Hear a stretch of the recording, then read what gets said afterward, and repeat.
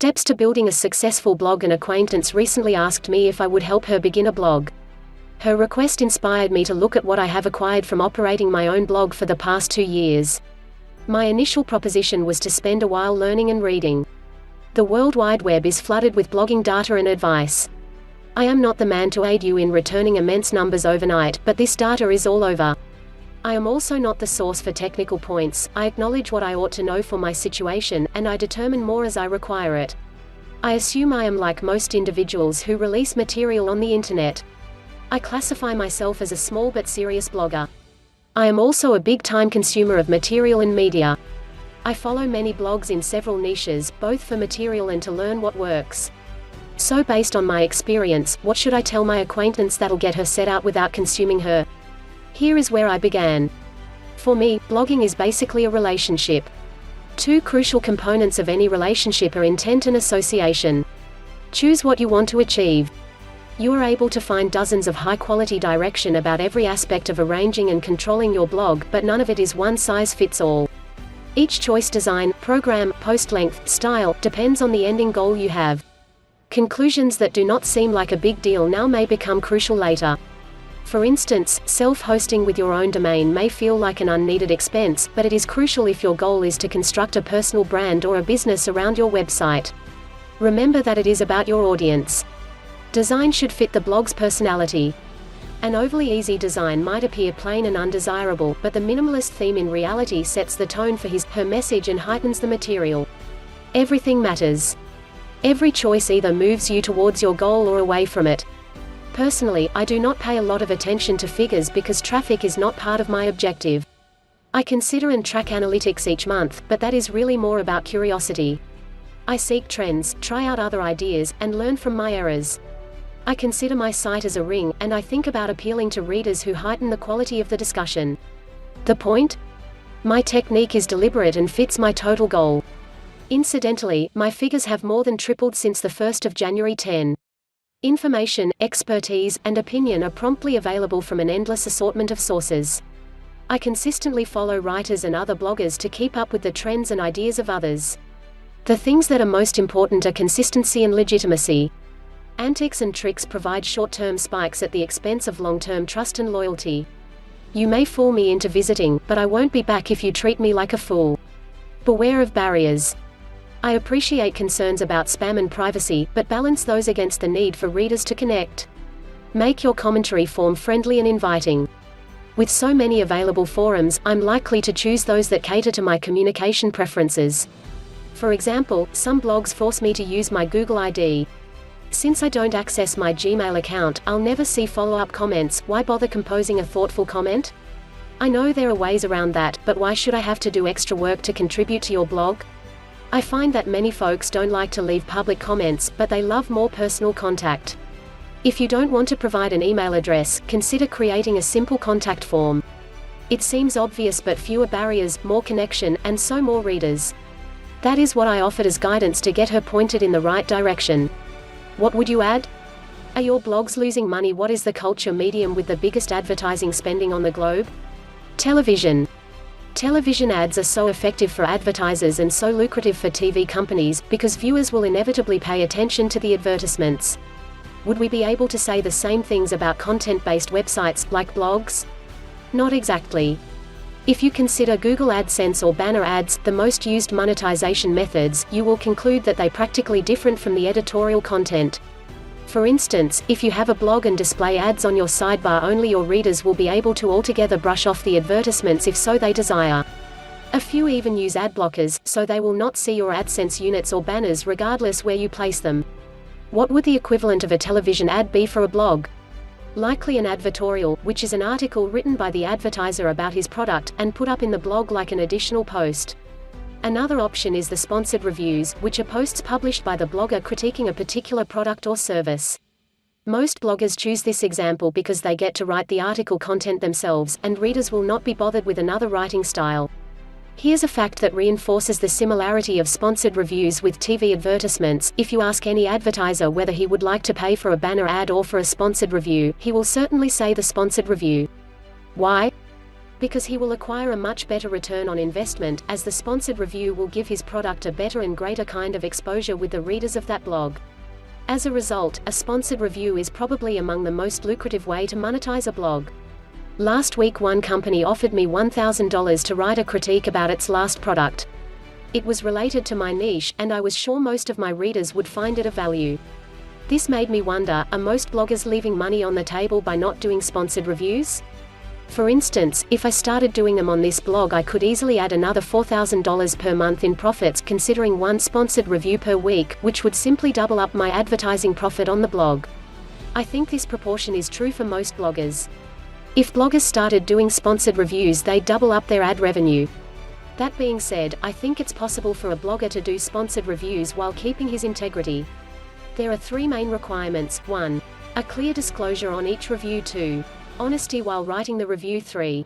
The choice of products that is truly relevant and useful for the readers. Other people claimed that sponsored posts could get you in trouble with Google, but this isn't true as long as you use the nofollow attribute on the links inside the review. Google does not have a problem with sponsored links, as long as you clearly label them as such. In essence, the question that's raised is, are your readers going to be put off by sponsored reviews, and whether or not you feel this a good avenue for your blog. AdSense? What is that? AdSense is among the primary profit generators for blogs and sites. Usually you are able to drastically improve your click-through rate and total net by placing the advertisements wisely, by improving the material targeting, or by optimizing the ad units directly. Below I will cover the last point, how to optimize the AdSense units with 8 simple tips. 1. The 3 top performing ad units are 336 x 280 large rectangle, 300 x 250 inline rectangle, and 160 x 600 wide skyscraper. Think about using those units if possible, but bear in mind that other formats would be more appropriate for your site design. 2. The more successful link color is blue. This info is connected with the roots of the internet, where all major sites used to feature blue links. We as buyers are used to this style of link, and it works. 3. Aside from blue links, you are able to also use a link color that matches the pattern of your site, i.e. if you use green links, make the AdSense links of the same color. 4. As a general rule of thumb, blend, no border, same background, your AdSense units if your site has a light color scheme, and contrast, border, contrasting background, the units if you're using a dark color scheme. The more organic you make the ads look, usually the better the click-through. 5. If the advertisements are based within the content, you should avoid using borders, while advertisement units outside of the content can use borders to call attention.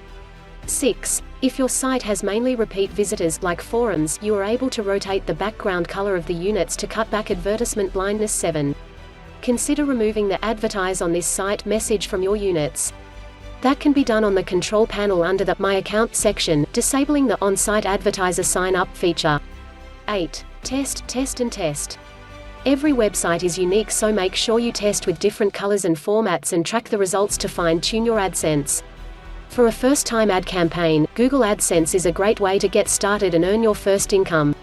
It's easy to implement into WordPress with a plugin and runs itself, and depending on your niche you can earn a good income. However, using AdSense in the Make Money Online niche will not earn as much as affiliate ads targeted to your readers. The payments I have experienced are a few dollars at most. Due to the simplicity of Google's AdSense program, it is worth taking some time to create a campaign and run it on your blog. Test it for a while, and if you find it isn't working for you, then move into affiliate ads or another form of advertising. But as mentioned, some niches work much better than others. Successful advertising tips. If you are planning to advertise on your blog, as discussed earlier, you can use Google's AdSense program. It's the biggest online market for internet bloggers, and most individuals who advertise on a blog do very well from most forms. How come? Most of the time it's about market research. However, if you would like to maximize your chances of advertising with other forms, i.e. individuals, these 8 tips below will help you. 1. Make sure your blog is generating traffic. This is the most crucial factor. If you want to advertise on a blog with success, your blog has to have steady traffic and hits. You can monetize from the word go with Google's AdSense program, however it is a good idea to find out what your readership wants before you advertise to the world. This creates a good measure, knowing your readers and what they would like to buy. 2. Work on your trust rating. Each member on the internet has a trust rating, and most advertisers will check you out before placing their bids. In other words, the higher your trust rating, the higher the chances of advertising on your blog. As a result, you should take all the actions to improve your trust and who you are. Advertise all social media accounts, display contact form and contact numbers. Displaying valuable content is essential for building trust and readership. 3. Don't hype your description. If you want to sell advertising space on your blog, the more hype you put in your blog description, the more people will think you're desperate to advertise and that your blog isn't a solid one. Examples of remarks you should avoid include, huge earnings potential, a lifetime opportunity, my loss is your gain, etc. etc. Secondly, don't hypothesize what the blog could be earning. Some people list blogs that are making $10 per month currently, and they go on saying, this blog has the potential to make $4,000 per month easily. If you knew this for certain, you would not be selling the advertising space for such a low price. Know your numbers and provide accurate stats when offering advertising space. 4. Answer to every comment. Even if you write a crystal clear description, people will still have questions, and they may ask them through your own advertising page comment section. It's important to answer to every single comment, as this will encourage other commenters and readers to want to advertise on your blog. It will also improve the overall credibility of your blog and your advertising methods. 5. Have a plausible reason for advertising. One of the first things people will ask you is why you are advertising. If there is no plausible reason, they will rightly assume that the blog may be a scam or simply a reason to make money, and that you want to get rid of it before it becomes worthless. In fact, it would be a good idea to include the reason for advertising. You definitely need to find a good advertising campaign that fits with your blog. A one which doesn't annoy your readers with ads that have nothing to do with you blog to. Displaying the wrong ads can be detrimental to your readership and eventually lower your traffic stats, so be careful when placing ads on your blogs to not annoy your readers. Your niche should determine what advertising or monetization techniques you want to use. There are some techniques that will only work for some niches and not for others. The more you grow your blog to accommodate its readers, the more people will trust your judgment and buy recommendations from you in the future. Get to know your blog, and get to know your readers and the ways to get traffic before you monetize. By providing nothing but free info with no ads, people will soak up your content and become loyal readers. This will allow you to build. When the time comes to monetize your blog, you will know what people want and what ads you can make the most profit from. You can then target your readers and maximize profits. Writing about what you love? That's the most common cliché amongst bloggers, online experts and internet entrepreneurs. I'm sure you heard it before. I utilize this advice myself. It goes like this: if you want to make money online, you got pick a topic that you're passionate about. You need to enjoy it, else it won't work. I used to agree with it, 100%. Lately, however, I started calling into question that rule. Creating a site on a topic that you love is certainly a great technique, and it does work well for many individuals, but I'm not sure if it's the only way to go. The first flaw I see on that rule is the following fact: if the niche or topic you love isn't a profitable one, it will be pretty hard to make a lot of money online with it no matter what you do. Suppose you love tea. Should you write about it if you want to make money online? I am not sure. You could certainly create a popular website around tea, but if you decided to go with a more profitable niche instead, while putting the same effort and time, you could end up making much more income. One argument that people use to back up that you got right about what you love theory is the fact that if you choose a topic merely because it is profitable, soon you will lose the motivation. If you write about something you love, on the other hand, you will have content for years to come. This is partially true, but not completely, because some people get motivated by the pure desire of making money or becoming successful. In other words, if they start a website on a profitable niche and see that their efforts is bringing a good amount of money, they will get motivated no matter what the topic is. They will even do research and learn about it if needed. So what is my position now? I think that both strategies can work. Choosing a niche or topic because you love it is a good route to success, but choosing a profitable one and approaching it scientifically can be equally successful. Unless you have your niche idea planned out, it can take a little bit of research on finding your niche.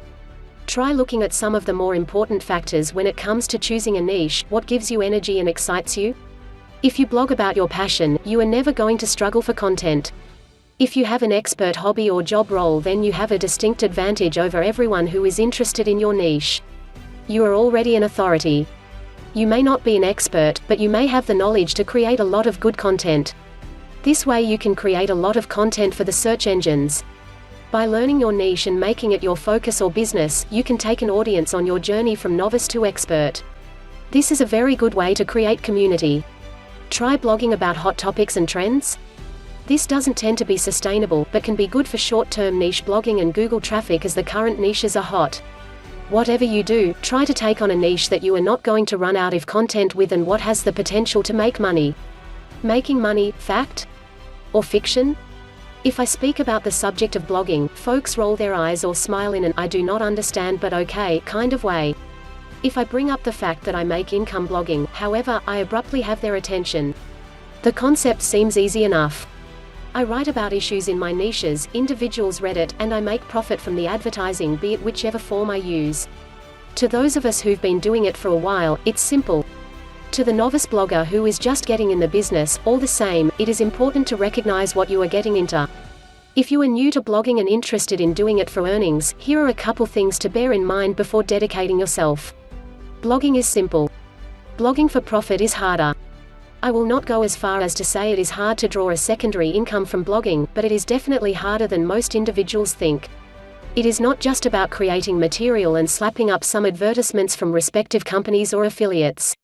Good writing, proper templating, advertisement placement, developing an audience, there are a lot of skills required to make a blog fruitful, all of which you will need to learn. You need to blog for the long run or not at all. A vast majority of blogs bomb in the first few months, falling under neglect and disuse. A couple blogs see earnings during the first few months. Unless you are able to stick with it for at least a year, you will probably never see any return for your effort, although there are some exceptions. Pick a niche that you enjoy and stick with it. General purpose or multi-topic blogs have difficulty developing a readership. Brainstorm the topics that you care about most, then pick one and blog about it exclusively. Start with one blog.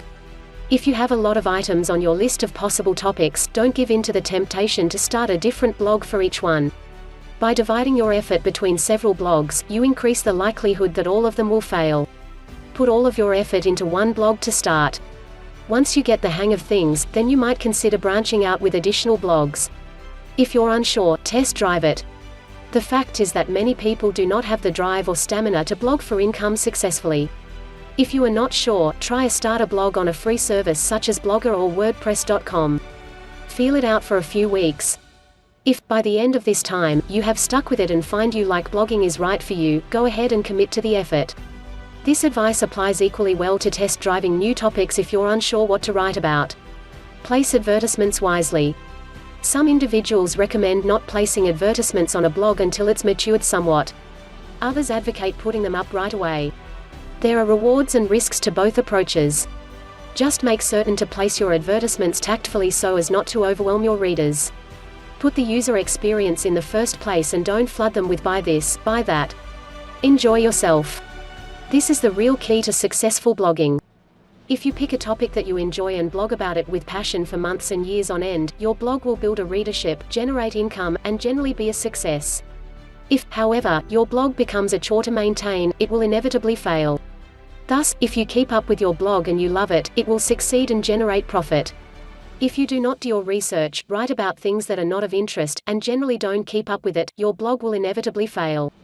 When clients buy your product or service for the first time, they really make a trial purchase. If they're gratified, they'll keep coming back to you. Making a beneficial product isn't the end of the story. A lot of business owners make the same error. As soon as a product is purchased, they forget the buyer. If you want to hold a customer for repeat purchases, you should improve your customer service. Provide great service to a buyer who's bought a product or service. They'll certainly come back to you, as everyone prefers safe, familiar and quality products. Providing good quality product or service is just the start of the story. Don't try to fool the buyer. When an emptor gets a good product from you at a fair price, they develop certain expectations. Now it's your responsibility to live up to that expectation by keeping up the quality. If they don't get good products in the second or third purchase, they'll switch to another brand. Remember that your competitors are there to draw in their attention. Brand loyalty not only earns you prompt profits but maximizes your revenue in the long haul. Final words: remember, advertising doesn't have to be a long, hard cognitive process. Even on a minor scale, personal blogs can definitely generate revenue. The internet and social networking sites now make this easier than ever before. Advertising on your blog can be fun, and more significantly, very rewarding. The amounts of revenue will differ from niche to niche, and also the demand for ads and products will differ as well. However, this is still not to say that you can't your blog to the top in any respective niche online. If you command page 1 of Google for your niche, you can create products, advertise and ultimately create customers and revenue. Thanks for reading and good luck with your future blogging ventures.